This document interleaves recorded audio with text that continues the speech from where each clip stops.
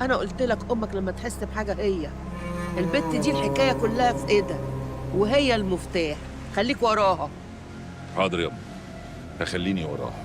المهم بقى، هنعمل ايه في حكايه القتيل دي؟ واحنا مالنا طالما ما يلطكش خلاص. هتلط نصاب، يعني هتلطنا كلنا وهتخرب. قبل ما تخرب بقى عايزاك تفضل ورا عيسى الوزان وتخلص موضوعه. خد بالك، خليه يقرب منك وقرب منه. عيسى هو اللي هيكسبك الفلوس، اخوك لا.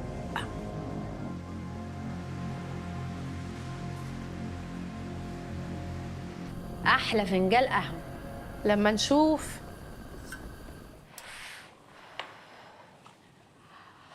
اوه الف هنا. قولي لي البت نوره راحت الكليه؟ لا جيت اصحيها هبت في وشي مش عايزه تصحى. يا دي النيله عليها.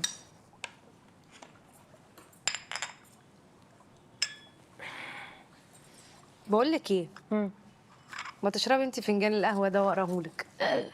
لو انت ليكي بقرايه الفنجان على قد كده. تبقي مخويه. تصدقي ما شكلكيش ابدا ان انت مخويه. ليه هم شكلهم بيبقى عامل ازاي؟ بيشفطوا اللي قدامهم. كفايه بق واحد عشان ما لا اسهرش. بقي كمان.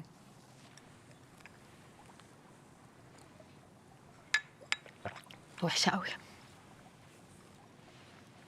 استني بقى. ايوه على مهلك. ايوه استني استني يا ستي استني انت، لازم يبقى فيها حبه عشان اعرف اقلب الفنجان. يا رب ده مش حرام. ها الله. يا بنت اصبري.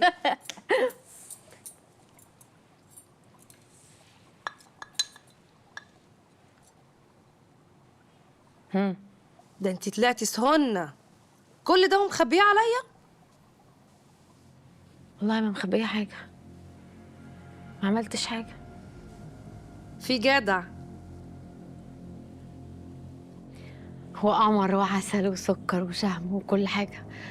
ده مش اي جدع، ده طلة وهيبة وحنين وقلبه كبير قوي وبيحبني قوي وبموت فيه. بس بيحبك وشريكي. والله وانا كمان بموت فيه.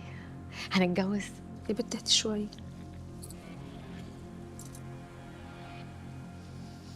بس لسه الدنيا مش سالكة ما بينكم. طب هتسلك ولا لا؟ شوفي كده في كوبري، في اسم من اسماء الله الحسنى، اي حاجه كده تبشر. كوبري يا بنت. بقول لك ايه، الحسي صباعك كده بلسانك وطبعي لي في قعر الفنجان. انا وقيت اليمين.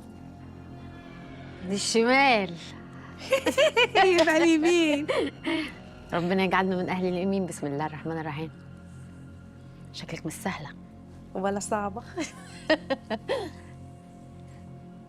خير يا رب. بصي مش باين حاجة دلوقتي، بس ممكن في فنجان بكرة. يا اختي وانا هستنى لسه لبكره؟ هي فزوره ما تقولي. يا بنت اصبري، انت مال طلقك حامي كده ليه؟ اهو منك.